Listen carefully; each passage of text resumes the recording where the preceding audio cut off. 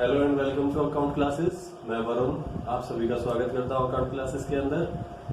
Last video में हमने पढ़ा था एनपीओ के बारे में। एनपीओ क्या होता है, किस तरीके से वर्क करता है, क्या क्या उसकी लिमिटेशंस है, ये सारी चीजें हम लास्ट वीडियो में एनपीओ के बारे में पढ़ चुके हैं। अब हम बात करते हैं एनपीओ और बिजनेस फर्म्स के बारे में, यानी कि एनपीओ और बिजनेस फर्म के बारे में डिटेल में पढ़ेंगे और उन दोनों के बीच में क्या डिफरेंस होता है ये हम जानेंगे इस वीडियो में।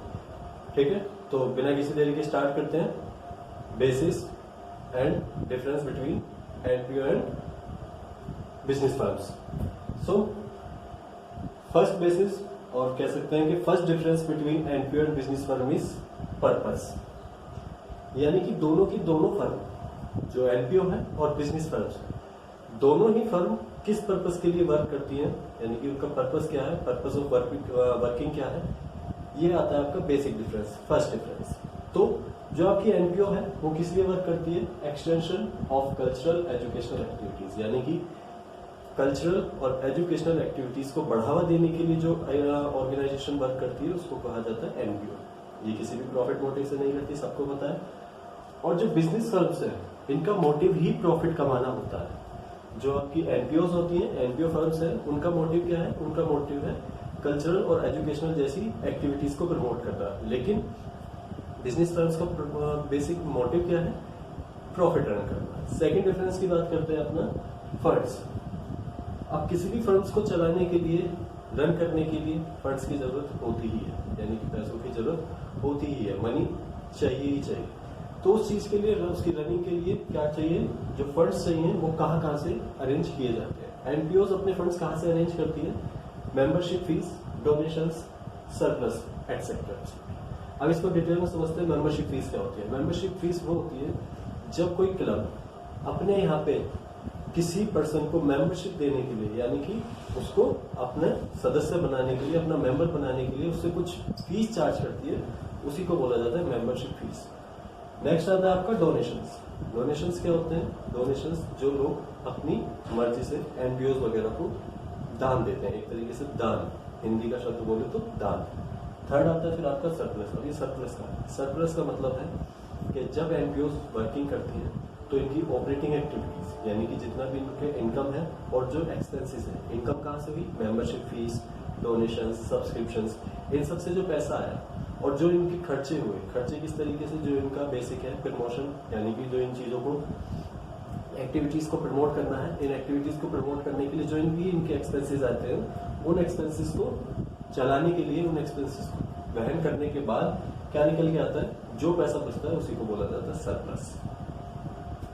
बिजनेस फर्म्स अपना पैसा कहाँ से रेज करती है, बेसिकली जो इनके प्रोपराइटर होते हैं, प्रोपराइटर यानी कि ओनर ऑफ बिजनेस, वो क्या करते हैं, कैपिटल इंट्रोड्यूस करते हैं बिजनेस के अंदर। कैपिटल का वर्क होता है, यानी कि जो पैसा, जिस पैसे के साथ बिजनेस स्टार्ट किया जाता है उसको बोला जाता है कैपिटल। तो कैपिटल के साथ क्या किया जाता है, बिजनेस स्टार्ट किया जाता है। थर्ड आपका आता है फाइनेंशियल स्टेटमेंट। बेसिक डिफरेंस है दोनों के बीच। जब आप एनपीओ की बात कर रहे होंगे तो सबसे पहले आप बनाएंगे रिसिप्ट्स एंड पेमेंट। मैं आपको बता दूं रिसिप्ट्स और पेमेंट का बेसिक नेचर क्या है। रिसिप्ट्स और पेमेंट का बेसिक नेचर है कैश एंड बैंक, यानी कि रिसिप्ट्स और पेमेंट सिर्फ कैश और बैंक ट्रांजेक्शन्स को ही अपने अंदर इंक्लूड करती है। ओके, नेक्स्ट आता है फिर आपका इनकम एंड एक्सपेंडिचर।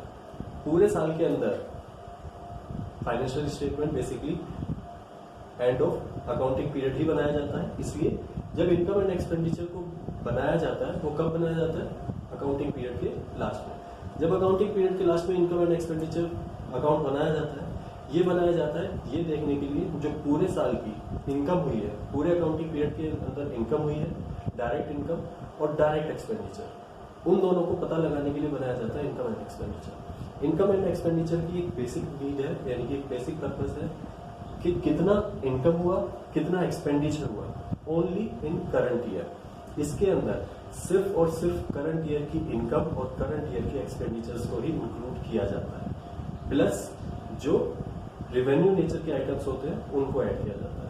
यानी कि ना तो कैपिटल नेचर के जो आइटम्स होते हैं उनको इंक्लूड किया जाता है, ना ही प्रीवियस ईयर और एडवांस्ड ईयर, नेक्स्ट ईयर की किसी भी रिसिप्ट्स और एक्सपेंसेस को इसके अंदर इंक्लूड नहीं किया जाता। लेकिन रिसिप्ट्स और पेमेंट के अंदर ऐसी कोई लिमिटेशन, बाउंडेशन नहीं है। थर्ड आता है आपका balance sheet. Balance sheet as usual same चीज है, यानी कि आपके बिजनेस के अंदर कितनी एसेट्स कितनी लायबिलिटीज है, कहाँ आपका बिजनेस स्टैंड कर रहा है, इस सबको पता लगाने के लिए आप क्या बनाते हैं, बैलेंस शीट। अब बात करते हैं बिजनेस फर्म्स की। बिजनेस फर्म के अंदर सबसे पहला जो आपका अकाउंट बनाया जाता है वो होता है ट्रेडिंग अकाउंट। ट्रेडिंग अकाउंट के अंदर क्या आया जाता है, ट्रेडिंग अकाउंट के अंदर सारे के सारे डायरेक्ट एक्सपेंसेस और डायरेक्ट इनकम्स को इंक्लूड किया जाता है, और डायरेक्ट एक्सपेंसेस और डायरेक्ट इनकम को इंक्लूड करने के बाद क्या निकाला जाता है, ग्रॉस प्रॉफिट।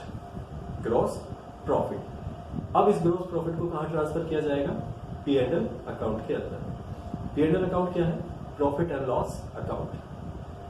नाम से ही पता चल रहा है प्रॉफिट एंड लॉस, यानी कि किस लिए बनाया जा रहा है, प्रॉफिट और लॉस की स्थिति को पता लगाने के लिए कि प्रॉफिट और लॉस की क्या स्थिति रही है पूरे साल के अंदर, पूरे अकाउंटिंग पीरियड के लिए, इसके लिए निकाला जा रहा है आपका प्रॉफिट एंड लॉस। जब आप प्रॉफिट एंड लॉस अकाउंट को बनाते हैं तो पूरे इनडायरेक्ट एक्सपेंसेस और इनडायरेक्ट इनकम को इंक्लूड करने के बाद, पूरा स्टेटमेंट बनाने के बाद एट द एंड क्या निकल के आता है, या तो नेट प्रॉफिट या नेट लॉस।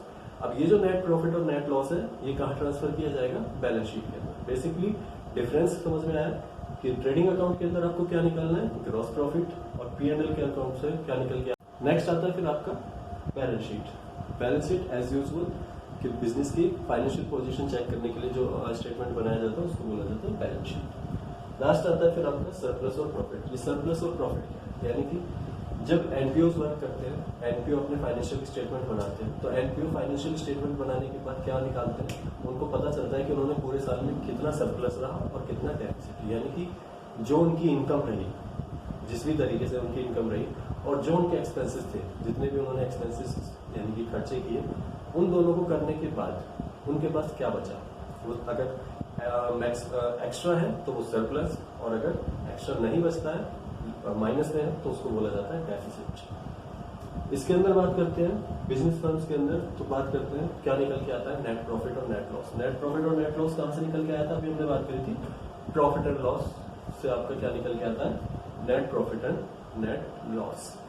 बाकी इससे आगे के लिए नेक्स्ट वीडियो के अंदर बात करेंगे। आज के लिए इतना ही, थैंक यू।